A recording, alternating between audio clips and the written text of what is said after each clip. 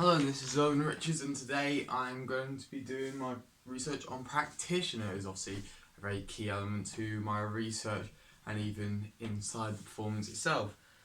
Before we get into it, just want to say a brief couple of things. So, number one is this was originally going to be a Word document piece of research, but once I started to type out, I've written about 2 pages, which I've got here.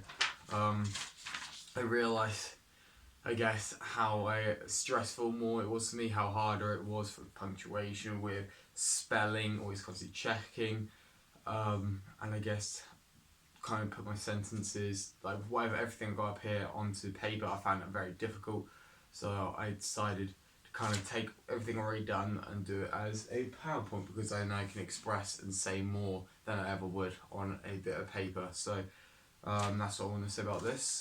So yeah, all this isn't copy and pasted. It's all my own words. I've highlighted some words and key words that I really need to talk about as well. All the information I got from practitioners, well, most of it, I got from a book at college. Also, we've been about 4 weeks into isolation now, so I'm trying to think. The book was something called. It had something about like in-depth arts. It was something like that. I used it for last show when I played Euros, so I'm trying to dig up some of my research I did for Euros and Journal to see if I can find out the book name.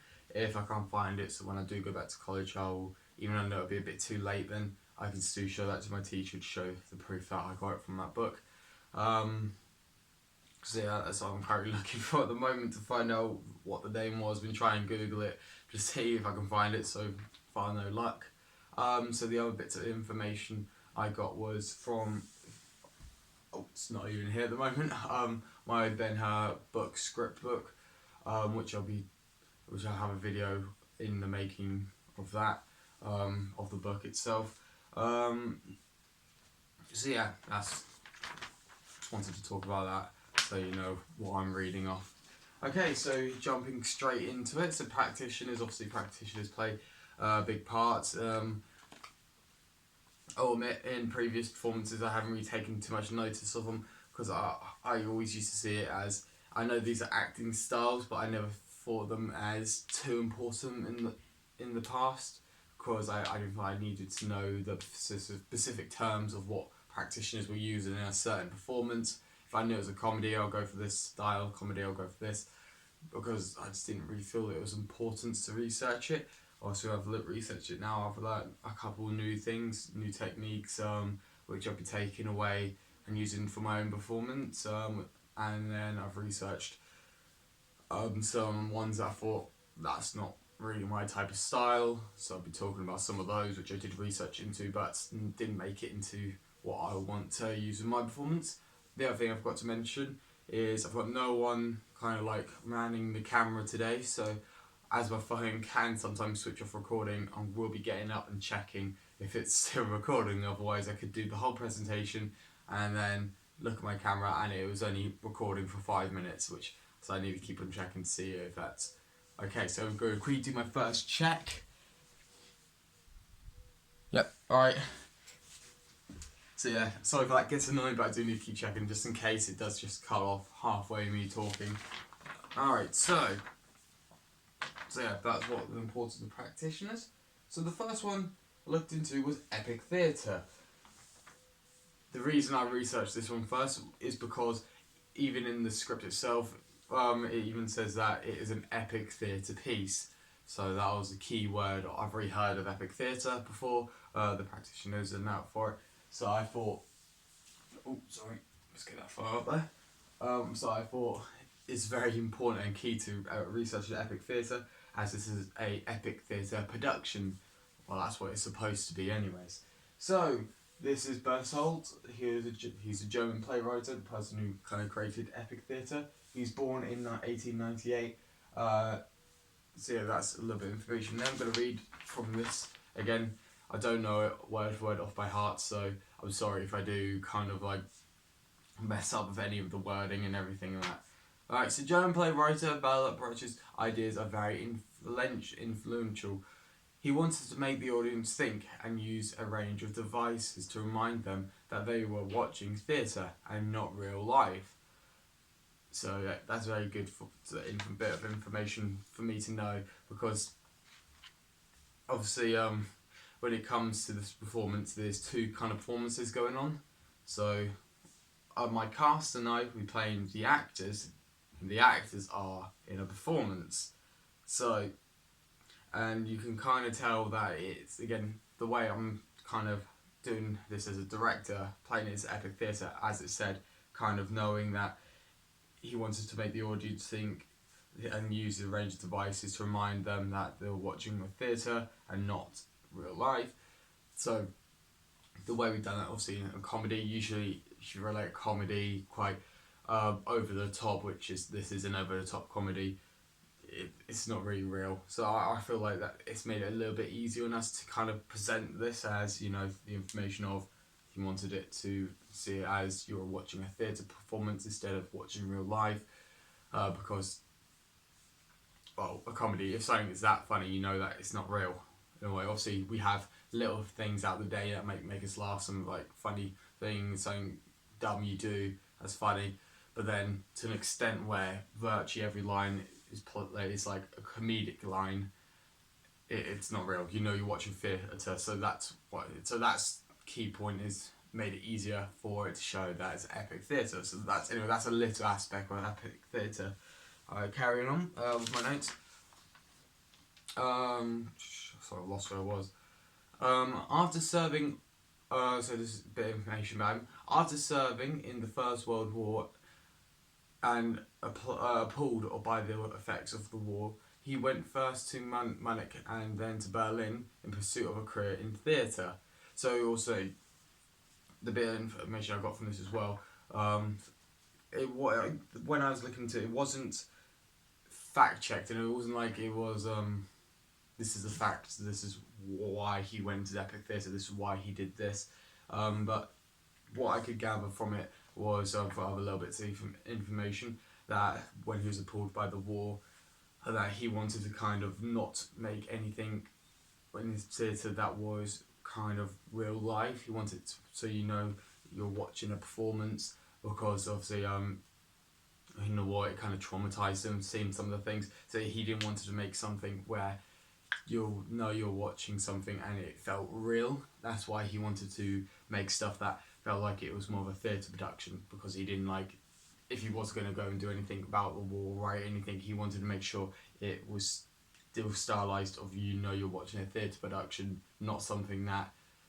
it looks like it's supposed to be real. So that's another bit of information there. Let's go quickly check again about the recording. Yep. Alright, moving on. In 1941, Brecht became a resident in the USA, and then he returned to Europe in 1947 and died in 1956.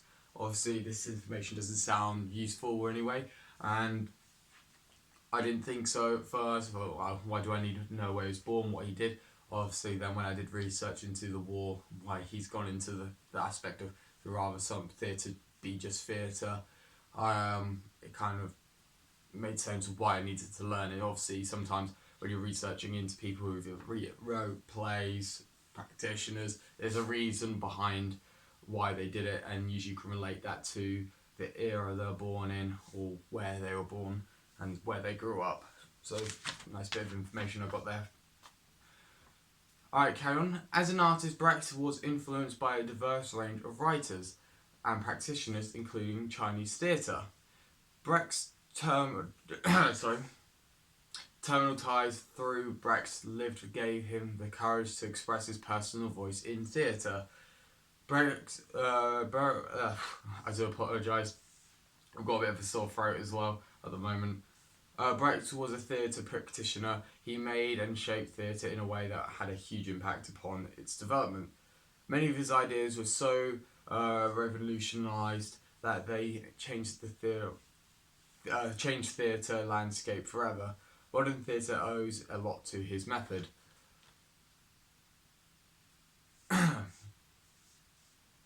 So yeah. Sorry, I'm just catching myself up on this really.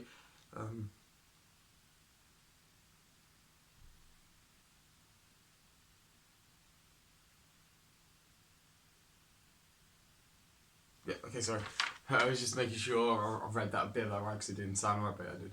Obviously, my spelling isn't the best, so that's why when I was writing it, it was a lot of red squiggly lines. So I had to kind of like ask my to kind of get my mum to retype some of it. So some of the words seem a little bit different to me now because when she retyped it, obviously the words are spelled different to the way I spell them. So that's why I just quickly check I wrote that said that right. Alright, so that's epic theatre. So going to my performance and the reason why I'm going to be using it, I am going to be using it because it is a key part of the performance. It gets mentioned a lot, even in the first line. One of my Daniel's first line is "Welcome to this epic theatre piece." Obviously, it's just a name, but then it kind of does relate to epic theatre because of how I guess it's stylized, and obviously the other parts of epic theatre is it's very dramatic. It's you can kind of I'll say you can relate to Shakespeare in a way about how how bold it is. Obviously, let's talk about the original Ben-Hur the movie, shot in the 90s. That one lost a lot of Oscars. Obviously, what the performance is kind of based off of. That is epic. It's very dramatic. It's not played for that. It's not really played for comedy. It's very like kind of straight backs, looking up into the distance, sunsets rising, looking into the sunsets, all dramatically to kind of give that like epic effect. So that is a lot of like epic moments, or they all speak in like very bold, deep accents, like very kind of like bold, deep, and like kind of like wow, that's very cool type thing. It's a very cool movie. You know, like when they speak and walking, it's not all slouched. It doesn't look lazy. It's very proud and epic. So when relating that to my performance, obviously my performance is a parody of the original Ben-Hur epic theatre. So when it comes to mine, we're not more playing it as a, I guess, taking the P out of epic theatre in a way, because obviously the actors themselves, they're trying to put on an epic theatre performance when it's not really. So it's kind of difficult to describe in a way that the actors, so let me restart. I'm sorry, I'm starting to mumble a little bit. So my cast and I playing the actors, those actors are trying to read the script that is meant to be epic theatre. But the cast who are playing those actors know it's not epic theatre, it's actually a comedy that's taken a P out of the original Ben-Hur. So it's attempted epic theatre. So the reason it's still important, why it's still included, the idea of epic theatre is still in there for the actors. So we still got to kind of play it for epic theatre. But the way we're playing it is an epic theatre. So like I said, bold, looking into the distance, very deep voices, proud.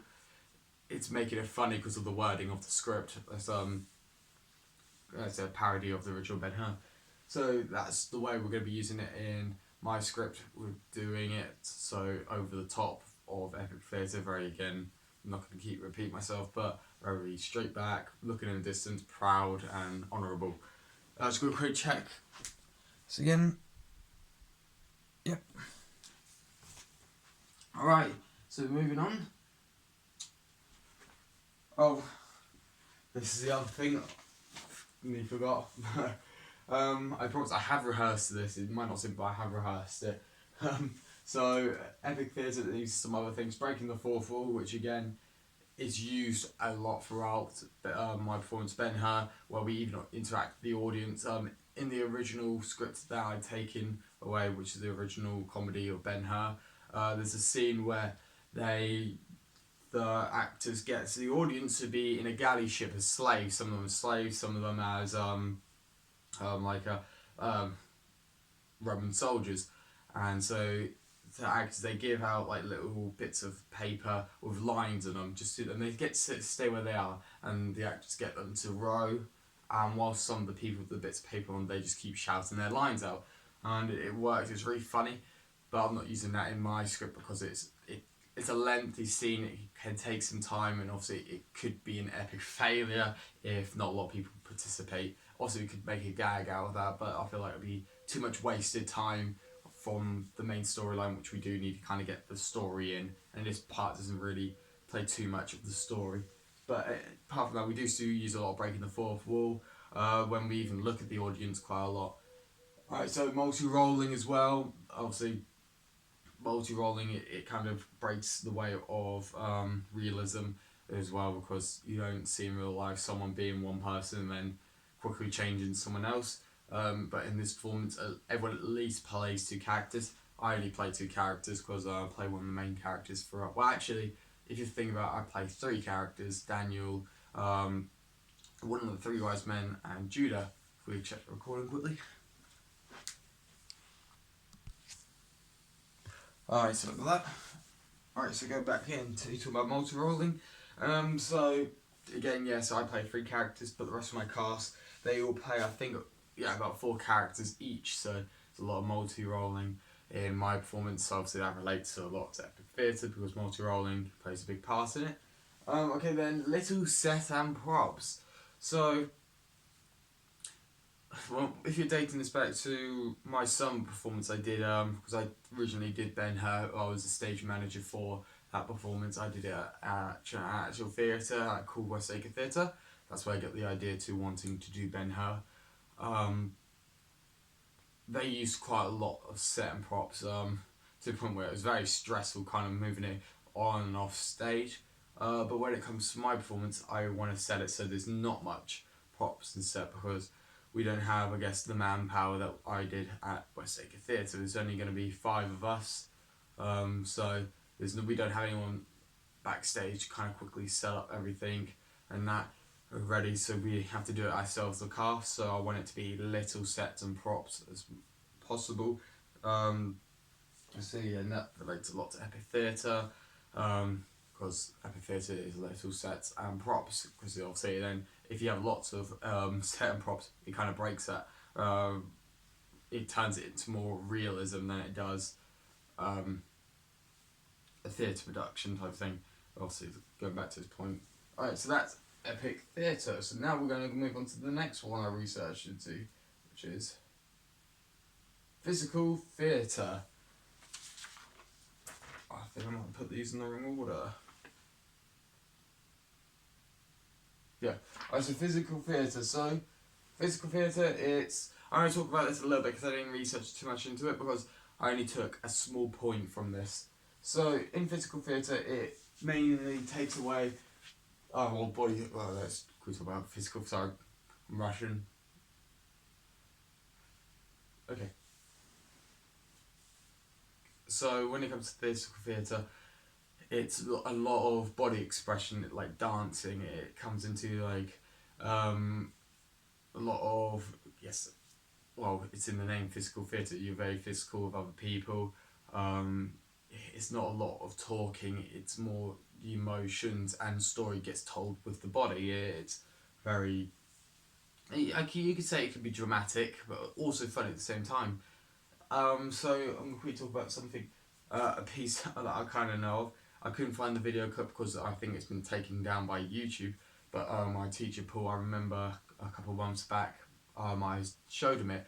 When going to look back through it, I was looking on the internet. I could not find a single thing about it. I forgot the name of it, but it was heavy on physical theatre. It was basically about this play. So what me and my teacher researched at that point, when we kind of looked into it, it was about this director who was, I guess, expressing kind of like a disability and sexuality. It was like sex with disabilities, and that's what the writer wanted to try and express in this theatre, where these people would have like kind of like metal rods coming off their hands or a mic in their mouth, crawling across the floor. One person had a metal pole on their groin. It was very kind of weird and disturbing, but that was very heavy on physical theatre. And the reason to talk about is why it goes into the next point, physical theatre. A lot of it could be very kind of disturbing to watch, a lot of physical theatre. I'm not saying that all of it is supposed to be, a lot of it isn't, but half of it kind of makes you think, it makes you feel a bit awkward and disturbed, especially with that piece I just talked about. So that is physical theatre. So when it comes to my piece of physical theatre, why am I using it in mine then? Why if yours is going to be a comedy and I'm using a lot of talking, how does it comes to physical theatre? So again, the reason I researched 6, I'm taking it from a little scene. It's only a little scene, but I guess if I'm even using something with even a tiny part of a practitioner, I might as well include it in my research. And that is on scene 6, page 13. This is not obviously from the script that this is the script I wrote, so this page, the scene and page number is from my script, not the one that I got it from. So it's my one that's that way. Okay, so basically in this scene it's a dance, and again going back to what I was saying about physical theatre, it's a lot of it's dance, showing off emotion, and I guess showing you kind of what you're saying in your body language. And the scene's only like 30 seconds long of the dances, but it shows a lot of it. It shows I guess the passion between Edgar's character and Crystal's character, because obviously they like each other, but my character Daniel doesn't know that. So, but in this scene, it kind of gets to reveal to Daniel that there's something going on between those two. And in this dance, it's very physical between them two. It's very close. It's very like a lot of them smiling at each other. And then in dancing, in my character, it's a lot of me trying to get in the way of them two. So when they're dancing together, my character tries to get in the way of them trying to be like all nice around them, but really angry on the inside. So that's why I include physical theatre, because I thought it was quite a key little bit, because it's a key scene in my performance, because the whole kind of performance kind of revolves around the actors, and like kind of the anger that happens at the end of their argument, which mainly resolves around Crystal and not Edgar, I said Edgar, Omar. Crystal and Omar liking each other. Sorry, Edgar is the other actor in it. So that's that. I'm just quickly checking the recording. Okay, so then that's all I'm going to talk about physical theatre, because I didn't want to put too much time in researching it if I'm not going to use that much. If I'm only going to use, again, only a 30-second scene, I didn't want to put too much of I guess my effort into researching into it, where I'd be researching into more key important things. So that's why I've only got a little bit of information about physical theatre. Okay, so we're going to go into something that kind of counters epic theatre, which is naturalistic theatre. Alright, so I'm going to go back to a bit of paper and read what I had from information I wrote. Then I'll talk about my own feelings and that of it in person. Alright, so when naturalistic theatre was at its height and acted as a mirror to what was happening in society, he decided to use it as a force for change. He wanted to make his audience think, and famously said that theatre audiences at the time hang up their brains with their hats in the cloakroom. So that little bit there, hang up their brains with their hats in the cloakroom. That's a quote, that's not my own words. In naturalistic or dramatic theatre, the audience care about the lives of their characters on stage. They forget their own lives for a while and escape into the lives of others. Very, very key bit of information there for me, because, again, naturalistic theatre kind of counters epic theatre, because epic theatre obviously is not a lot of set and props. It's you're supposed to break from reality, like, you know, it's supposed to be, so it's shown to be a theatre production, but obviously naturalistic is trying to show the audience that kind of like society, like is saying about, and it's supposed to seem real. So why have I include naturalistic theatre? Before getting to that, I want you to look at if you can see this photo. Sorry, it's a bit blurry, but this set is very complex, and in naturalistic theatre, it's very well a natural set. It's supposed to be quite detailed again. So here you can tell what it is. Obviously, staircase is it's a home. Got like maybe a living room, got like a dining room area. Stairs to go upstairs, so it's a nice cozy home. So you can tell what that is really easily, because it's giving you the picture for you. You don't have to imagine what the picture in your head is. The set has already created that for you. But when it comes to obviously epic theatre, the audience had to kind of imagine the set know what like the scene is. Like obviously the set can be just a box, but the actors kind of tell you the scene through their wording, so the audience have to imagine what the set is. Obviously, naturalistic theatre does that for you. So the reason I picked this is mainly for this line I wrote down.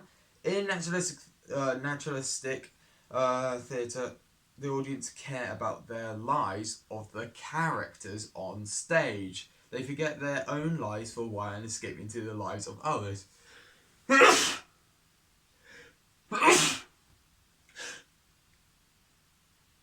I do apologise. Hay fever at Easter time was very high for me. That's why I've got a bit of croaky throat as well, so I do apologise.